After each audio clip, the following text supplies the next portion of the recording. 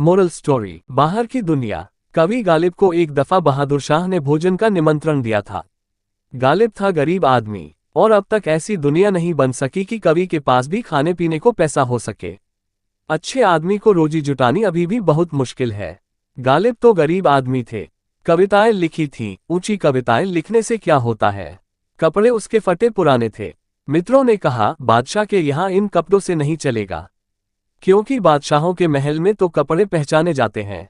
हम उधार कपड़े ला देते हैं, तुम उन्हें पहनकर चले जाओ, जरा आदमी तो मालूम पड़ोगे। गालिब ने कहा, उधार कपड़े? ये तो बड़ी बुरी बात होगी कि मैं किसी और के कपड़े पहनकर जाऊं।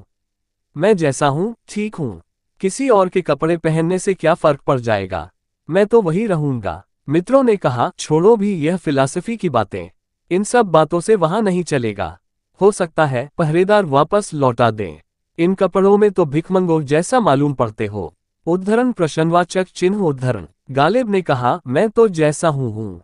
गालिब को बुलाया है, कपड़ों को तो नहीं बुलाया। तो गालिब जाएगा। नासमझ था कहना चाहिए, नादान। नहीं माना गालिब और चला गया। दरवाजे पर द्वारपाल ने बंदूक आड़ी कर दी। पूछा कि कहाँ भीतर जा रहे हो। गालिब ने कहा, मैं महाकवि गालिब हूँ, सुना है नाम कभी। सम्राट ने बुलाया है, सम्राट का मित्र हूँ, भोजन पर बुलाया है। द्वारपाल ने कहा, हटो रास्ते से। दिन भर में जो भी आता है अपने को सम्राट का मित्र बताता है। हटो, नहीं तो उठाकर बंद करवा दूंगा।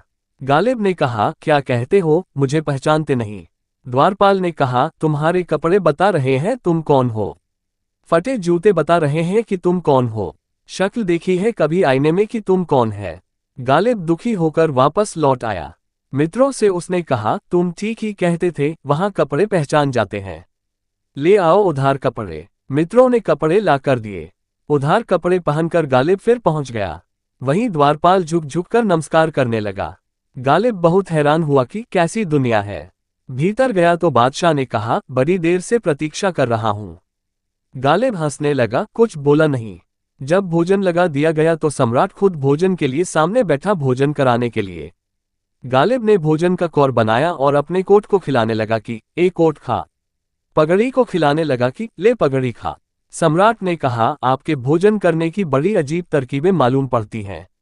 ये कौन सी आदत है, यह आप क्या कर रहे हैं? गालिब ने कहा, जब मैं आया था तो द्वार से ही लौटा दिया गया था। अब कपड़े आए हैं उधार, तो जो आए हैं उन्हीं को भोजन भी करना चाहिए।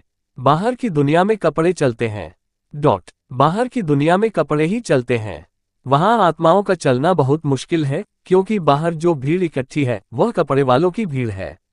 वहां आत्मा को चलाने की तपश्चर्या हो जाती है, लेकिन बाहर की दुनिया में जीवन नहीं मिलता। वहां हाथ में कपड़ों की दिखावट रह जाती है अकेली। कैसी लगी वीडियो? लाइक, सब्सक्राइब और शेयर करके लाखों करोड़ों लोगों का उत्साह बढ़ाए। बेल आइकॉन प्रेस करें। दिल की गहराइयों से बहुत बहुत धन्यवाद आपके। आपने motivational speaker mister Amit Kumar गोला, इंटरनेशनल मलम कोच।